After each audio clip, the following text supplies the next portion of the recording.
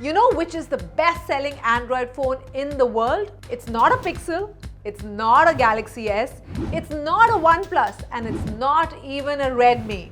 The best-selling phone last year was shockingly the iPhone 15 Pro Max.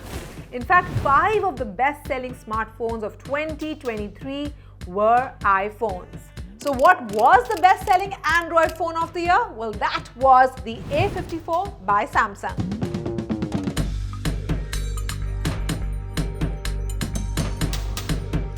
Well, what's that, you may ask? Well, the Galaxy A line has been around for a while, and invariably it is a Galaxy A phone that becomes the best-selling Android phone of the year.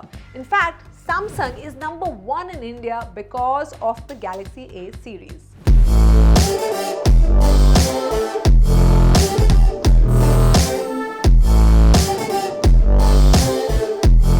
So now that I have the Galaxy A55 on me, let me tell you what the fuss is all about. And I'm also going to let you in on a secret. This year as well, this bad boy is going to top the Android charts. This phone looks good. The Samsung A55 is 8.2 mm thick and weighs 213 grams.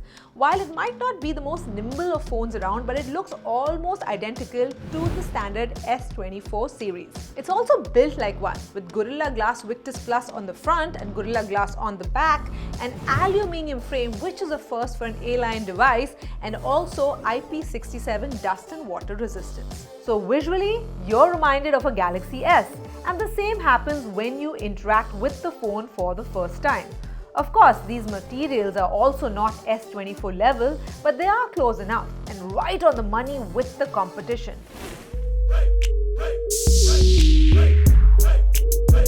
This phone uses Samsung's legendary display technology. I'm talking about the Super AMOLED panel with pin-sharp resolution and super smooth refresh rate. So to the average user, the difference between the screen on an S24 and an A55 will be negligible.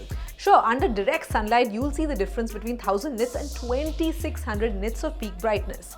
In fact, you'll also notice the thicker bezels, but then they have become symmetrical. So it looks good and it gets the job done. Samsung's phones offer flexibilities and niceties that most other phones have now long abandoned. You want to pop a micro SD? Yes, you can, and expand your memory on top of its memory.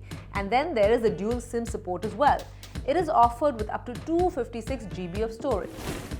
The software is also very similar to what you get in the top-of-the-line Galaxy smartphones. Again, it is the latest One UI 6.1, which is based on Android 14, but without the generative AI stuff. But anyways, that is like a little bit gimmicky and needs cloud connectivity.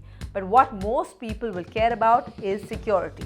One UI is not only cleaner than anything else apart from the vanilla Android experience provided by Google on its Pixel phones, but it also gets Samsung Knox support for the very first time. And this is really important because it helps you isolate your critical work or personal data. This is a big deal for many corporates as there are data security concerns with Chinese smartphones. The core hardware is generally good enough, if not exceptional. The Exynos chips have improved quite a bit this year, and the 1480 holds its own against phones that have a similarly spec'd Snapdragon. On a CPU level, it is already good enough for handling daily tasks like browsing the web, WhatsApping, watching videos, or even editing the odd video. But with the new Eclipse GPU, which gets AMD RDNA 2 DNA, its gaming performance takes a giant leap, which makes it very decent for the odd gaming session. Trust me, I played some Call of Duty and it looked really good. On top of this, you're getting a triple camera array that has a very reliable primary camera and a very decent ultra-wide camera, which is great for taking landscape shots. The primary camera also does really well in low light, which is important. For selfies, there is a decent 32 megapixel snapper, while even for macro shots, we get a surprisingly high resolution 5 megapixel camera. And it does all of this while giving you excellent battery life, which lasts you an entire day. So what I am saying here is that Samsung has designed a phone for the average user. It is a phone that may not impress geeks like Sahil or Siddharth, but will keep everyone happy, providing the core Samsung Galaxy experience at a much more affordable price of 45,999 rupees. Is it on a technical level the best in the business? Probably not. but it does so many things really well that people care for, and that too with a Samsung badge. In fact, it nails the basics, which is why the Galaxy A series has been the best-selling Android phone in the world for a while.